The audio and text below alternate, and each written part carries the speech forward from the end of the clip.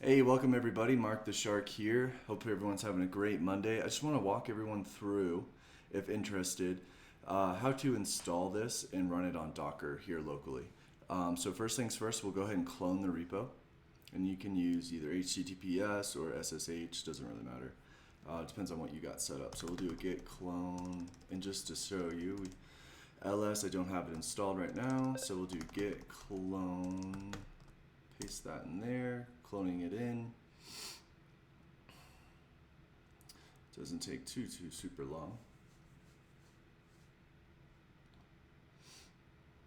All right, fantastic. So now we'll cd into the Sigmanaut mining pool UI. Take a look at the files. There are a couple of Jupyter Notebook files I can walk you through after this. And so if you did want to maybe take a look at the code, take a look at the data, you can do so by doing that. So first things first, we will make sure we have Docker. Fantastic. So I do have Docker, so it should spit you out this, right? Like what you're looking for. Let's see, I do have it running in the background. So first things first, so there's a couple different options that we can run through when we're handling this. And so even if we scroll down here, so again, we can do a git pull to make sure we have everything. Sweet, already up to date. And so if you did make changes and it gives you like some weird error, you can also run a git stash. That should stash any of these local changes you may have made, and then allow you to do a git pull based on what's on main. And again, we can check if what branch we're on by doing git branch. Great, we're on main. Fantastic. So first things first, we can do a Docker compose pull. And so what that's going to do, we'll let that run. So we have a database and we have an app. And so essentially what that's going to do, we can even take a look at the Docker file, or rather Docker compose. And so what we have here, again, we have the database and we have the app. And so what it's going to do is going to pull this image, which is already built. And so what that means is all the dependencies, all of the inner workings within this containerized application is already going to be built for you, so you don't have to do anything. And that is actually located over here in the release. So this is the specific release that we're going to be pulling. Awesome. So we'll go back to our terminal. Great, we pulled, I'm going to do a Docker compose down just in case I have another one running. It looks like I do. You won't have to do this if this is a fresh install, first time running it. But you will have to do it if for example, I push a new update or anything like that, you will need a Docker compose down, and then we'll do a Docker compose up. So we'll just do Docker compose up now.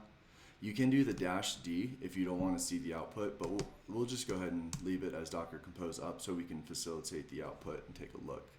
So again, you wouldn't see these sort of inner workings kind of happening yet. And so what's happening right now is that we've started up this Postgres SQL database that is now being ready to go. So it says, hey, database system is ready to accept connections. Now we're starting the cron job. So the cron job is the, I guess kind of like a worker task that facilitates the data being updated based on specific scripts that we have. If you did want to take a look at that, that is, I believe, in utilities.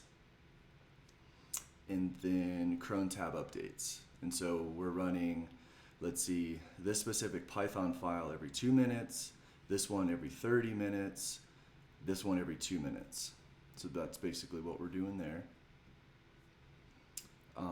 Sweet. So now this right here is something that I expect to see based on the database updating.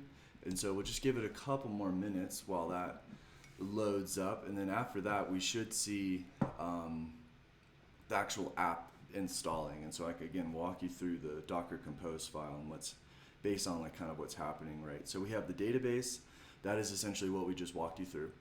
And then we have the app itself.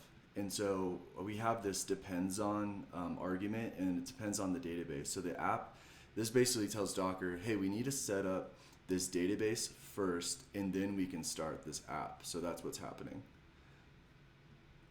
Okay.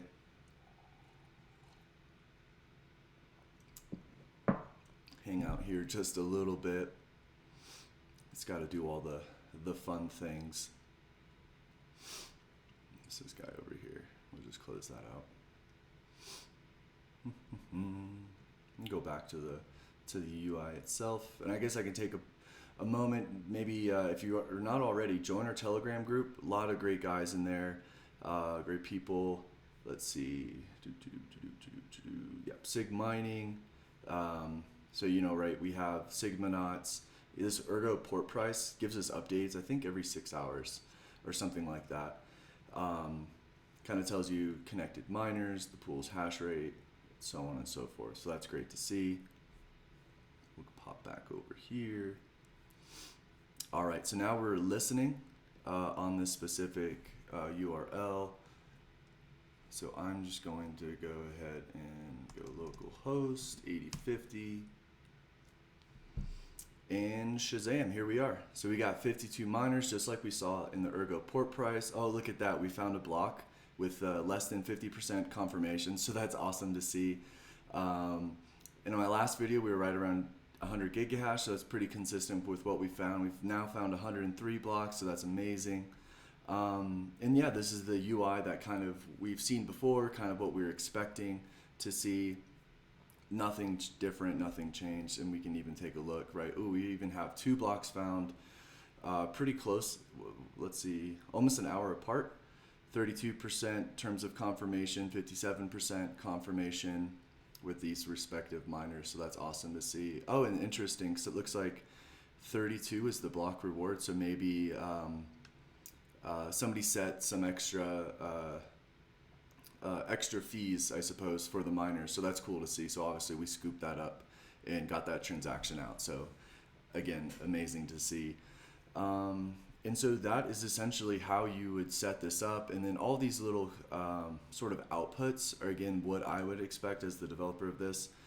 We don't really need to worry about these user warnings, rather. I'm not super concerned. Eventually probably we will use SQL Alchemy instead of pandas, but if you don't know what that means, don't really worry about that.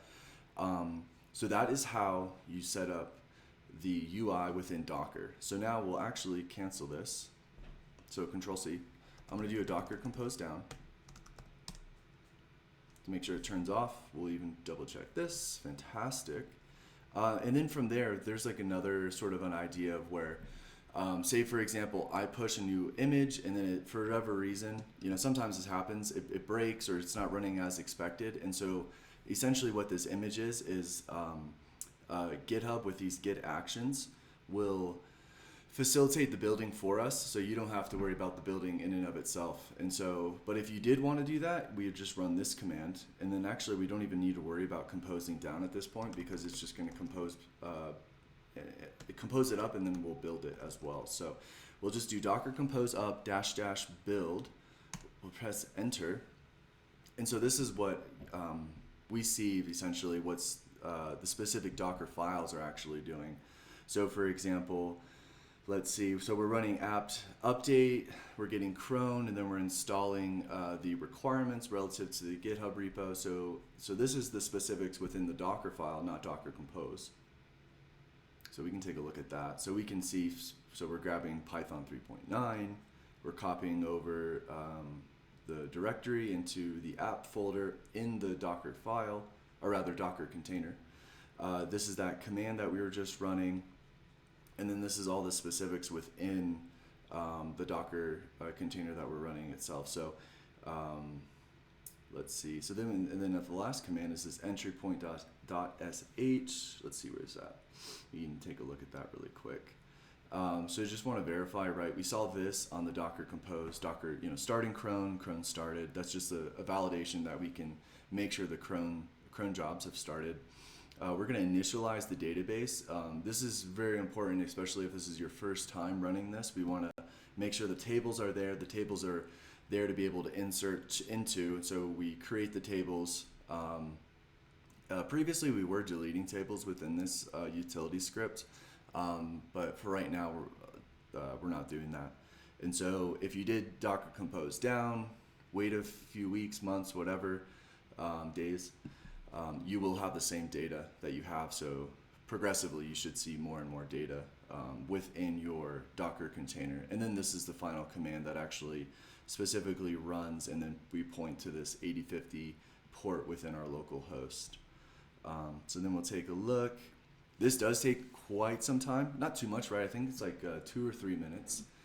So nothing super crazy, but from a user's perspective, I would like to have it, Docker Compose pull, Docker Compose up. That makes it so you don't have to build this image. But again, if there is some weird wonkiness within GitHub, something like that, this allows you to specifically build this yourself within the specific files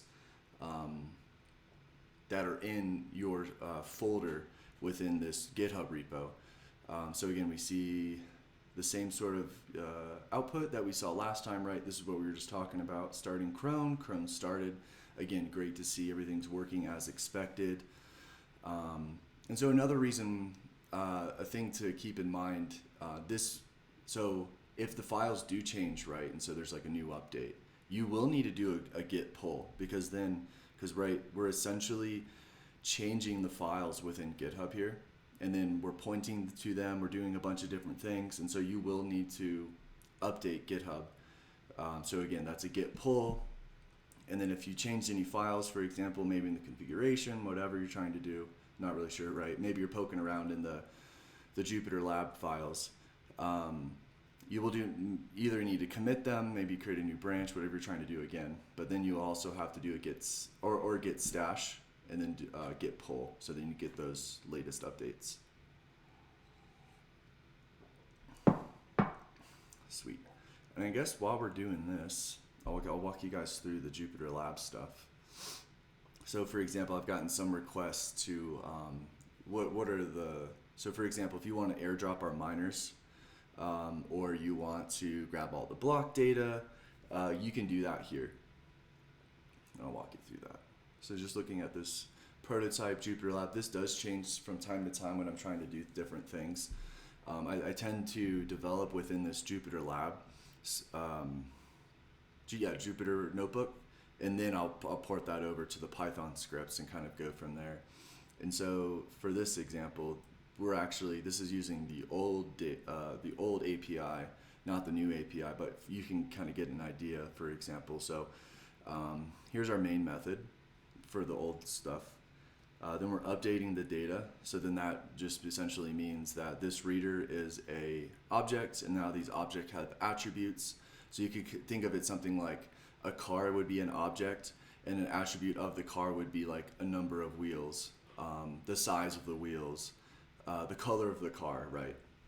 And so more specifically, for a specific attribute of the Sigma wallet reader is the base API, and then we're essentially joining this with blocks, and then we can grab all of the blocks. We're going to create a data frame from that, and then I'm just doing some, it looks like here, renaming, created the time found, and then creating a new column called time found relative to the old data. So it looks like I'm formatting the data for each row using this format datetime. And then here's an example of the block data, sort of the general JSON of what we're looking at. And then here's actually the pandas data frame of what we're all kind of looking for. So for example, somebody was asking me for the block data, or all of the block data. So I was able to kind of, again, take a look at this. Here's just a snapshot of some of the data. We can even look at all the columns, and this is some of the database work that I was doing previously. So just kind of playing around with deleting tables, creating tables with the new API that I created. We can go to testing to database, kind of a similar notion here, right? Here's our initialized database. Some printouts that I was looking for, right? I wanted to update the pool stats, the block and live workers, and so on and so forth. So this is something that you can maybe, again, load up on your own system, and then you can facilitate certain things kind of as needed. And of course, take a look at the different API. So for example, if you wanted to mess with the database and you were looking to maybe, you wanted a new feature and you wanted to create a pull request, right? You wanted to look at live workers. Well, we can look at the database, fetch the data live workers. This right here is just grabbing the latest snapshot of our live workers, and then here I'm looking at the total. So this basically gives me, so again, somebody was asking for all the different, all of the workers, or all of the miners right now, And so this would do that. And so again, so here we have all the unique miners, their specific hash rate, the date this was created. So it is today, looks like 3 days ago, and all their respective metrics kind of alongside that. And so yeah, you can take a look at this. Happy to walk you through this personally if you'd like. So yeah, so now we'll go back to this. So again, right, this is cool to see because we were just looking at this sort of, no live data. This is something that I was expecting. So for all these different miners, there's no live data, so they're not actively mining to the pool. And then we'll actually refresh this just to validate everything's working. Looks like it.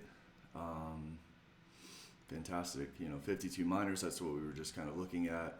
It's around the same hash rate. Of course, it fluctuates.